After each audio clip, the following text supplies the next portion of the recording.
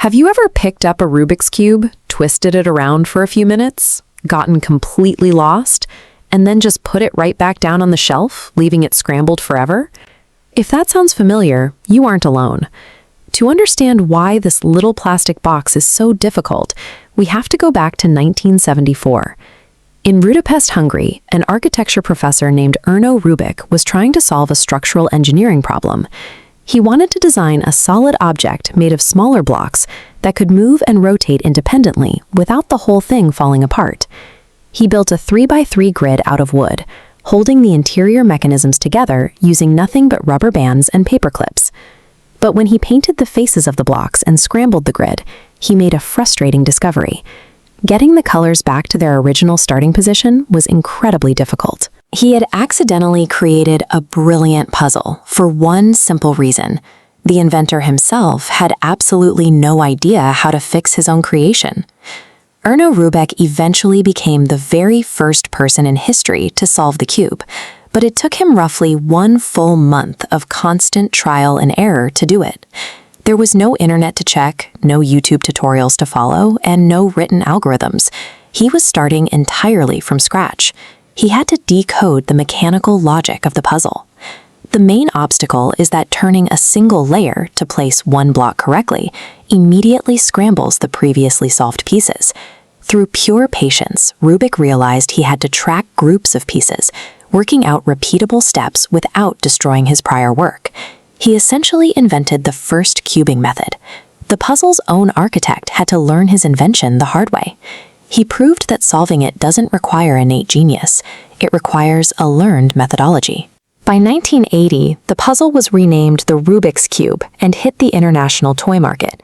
It exploded in popularity, selling hundreds of millions of units and driving a massive retail boom. This chart shows the massive ecosystem of twisty puzzles. Standard grid cubes range from a simple 2x2 pocket cube up to an intimidating 7x7. The market also expanded into shape-shifting anomalies, like the 12-sided Megaminx and the asymmetrical square 1. With over 100 official and unofficial variations out there, why did the original 3x3 remain the undisputed global icon? Part of it is simply market timing. It was the first to arrive, making it deeply entrenched in pop culture as a visual shorthand for intelligence. But from a psychological standpoint, the 3x3 hits the perfect difficulty balance. It is hard enough to feel like a massive achievement when you finish it, but it avoids the overwhelming, tedious repetition required to solve a massive 7x7 grid. Hitting that exact Goldilocks zone elevated the 3x3 from a passing 1980s fad into the permanent foundation of competitive speed cubing. Erno Rubik figured out his cube in total isolation. Today, however, the puzzle is conquered by an international network of competitors.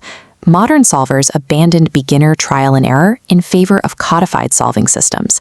The most popular is known as the CFOP method, a system that breaks the solve into 4 specific, optimized stages. These methods rely on memorizing algorithms, specific practiced move sequences that instantly shift whole blocks of pieces. This chart compares a beginner solve to an advanced method, showing how CFOP drastically compresses the physical turns needed. Because of this extreme optimization, the world record for solving a 3x3 has plummeted. What once took minutes fell under 10 seconds, then below 5, and eventually broke the seemingly impossible 4-second barrier. As of recent records, the fastest single solve sits at an astonishing 2.76 seconds. What took the original architect 30 days of struggle is now executed as an instant physical reflex, finished faster than you can read the sentence aloud. In a world of smartphones and endless digital entertainment, it's worth asking why a plastic puzzle from the 1970s still captures our attention. The cube acts as a physical gym for the brain. Learning to solve it actively trains spatial awareness, improves memory, and forces you to recognize complex patterns. It's also incredibly accessible. It is one of the only global competitions where a total novice and a world record holder are using the exact same inexpensive piece of equipment. But its real power brings us right back to Erno Rubik. When faced with a scrambled, seemingly impossible mess of his own making, he didn't give up. He sat down and worked the problem. The Rubik's Cube endures as a physical reminder of persistence. It proves that even the most chaotic problems have a solution, as long as you have the right method and the refusal to quit.